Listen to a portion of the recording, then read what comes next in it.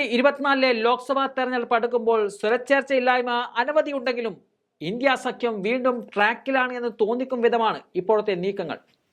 ഉത്തർപ്രദേശിൽ നിന്നാണ് അതിന്റെ തുടക്കം.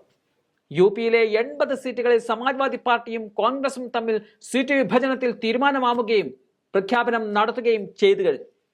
യുപിയിലെ 80 ലോക്സഭാ സീറ്റുകളിൽ 17ലും കോൺഗ്രസ് മത്സരിക്കും. ബാക്കിയുള്ള 63 സീറ്റുകളിൽ സമാജ്വാദി പാർട്ടിയും മറ്റ് ചെറിയ സഖ്യകക്ഷികളും മത്സരിച്ചേക്കും. ഇതോടെ ഇന്ത്യ സഖ്യത്തിന്റെ കണക്കെടുത്താൽ 221 ലോക്സഭാ സീറ്റുകളിൽ ഇന്ത്യ സഖ്യത്തിന്റെ ഒറ്റ സ്ഥാനാർത്ഥികൾ ഉണ്ടാകും. ഡൽഹിയിലെ 7 സീറ്റുകളുടെ കാര്യത്തിൽ ഇന്നോ നാളെയോ ആയിട്ട് തീരുമാനമുണ്ടാകും. ഡൽഹിയിൽ കോൺഗ്രസും ആം ആദ്മി പാർട്ടിയും തമ്മിൽ ധാരണയുണ്ടെങ്കിൽ ഇന്ത്യ സഖ്യത്തിന്റെ ഒറ്റ സ്ഥാനാർത്ഥി സീറ്റുകളുടെ എണ്ണം 228 ആകും. കുറച്ചു കാലമായി തിരിച്ചടികൾ ഏറ്റുവാങ്ങുകയായിരുന്നു ഇന്ത്യ സഖ്യം. പശ്ചിമ ബംഗാൾ, ജമ്മു കാശ്മീർ, പഞ്ചാബ്, കേരളം എന്നിവിടങ്ങളിൽ സഖ്യത്തിന്റെ ഏക സ്ഥാനാർത്ഥി ഫോർമുലയില്ല. യുപിയിൽ കോൺഗ്രസ് ജനറൽ സെക്രട്ടറി പ്രിയങ്ക ഗാന്ധിയും സമാജ്വാദി പാർട്ടി അധ്യക്ഷനായ അഖിലേഷ് യാദവും തമ്മിൽ നടത്തിയ ചർച്ചക്കൊടുവിലാണ് ഇരു പാർട്ടികളും തമ്മിൽ സീറ്റ് സംബന്ധിച്ച് ധാരണയായത്. ഡൽഹിയെ സംബന്ധിച്ച് ഇപ്പോഴും ആശയക്കുഴപ്പം നിലനിൽക്കുന്നുണ്ട്.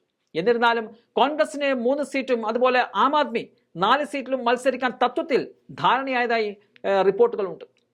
സീറ്റുകളുടെ പേരുകൾ സംബന്ധിച്ചാണ് ഇപ്പോഴത്തെ ആശയക്കുഴപ്പം. 1-2 ദിവസത്തിനകം അതിൽ തീരുമാനമുണ്ടായേക്കുമെന്നും പറയുന്നുണ്ട്.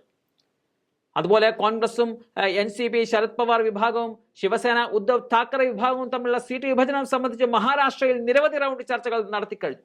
പ്രശ്നം പരിഹരിച്ചുവെങ്കിലും ഔദ്യോഗിക പ്രഖ്യാപനം ഇതുവരെയായും ഉണ്ടായിട്ടില്ല. ബീഹാറിൽ കോൺഗ്രസ് RJDയും ജാർഖണ്ഡിൽ കോൺഗ്രസും JMM RJDയും തമ്മിൽ സഖ്യമുണ്ട്. രാഹുലിന്റെ ഭാരത് ജോഡോ ന്യായ് യാത്രയിൽ ഇരു സംസ്ഥാനങ്ങളിലെയും സഖ്യകക്ഷികൾ ചേർന്നതോടെ വീണ്ടും ഒറ്റക്കെട്ടായി മാറുകയാണ് ഇന്ത്യ മുന്നണി. അതുപോലെ തന്നെയാണ് DMKയും കോൺഗ്രസും തമ്മിലുള്ള സഖ്യം തമിഴ്നാട്ടിൽ മാറ്റമില്ലാതെ തുടരുന്നതും. കമൽഹാസൻ കൂടി ഒപ്പം വന്നതോടെ സൗത്ത് ഇന്ത്യയിലും ശക്തമാണ് ഇന്ത്യ മുന്നണി.